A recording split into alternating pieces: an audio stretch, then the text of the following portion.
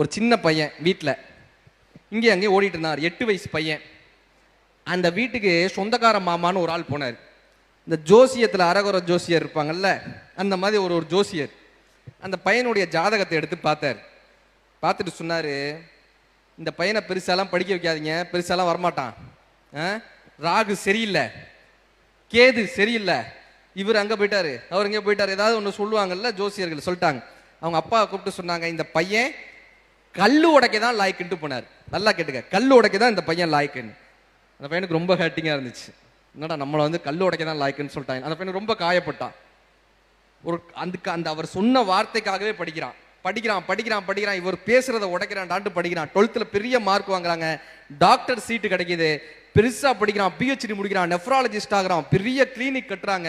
கிட்டத்தட்ட ஒரு 30 வருஷம் ஆகுது. அந்த கிளினிக்கு ஒரு பெரியவர் வர்றாரு, பெரியவர் வைத்த வழின்ட்டு வர்றாரு. இப்போ இந்த டீன்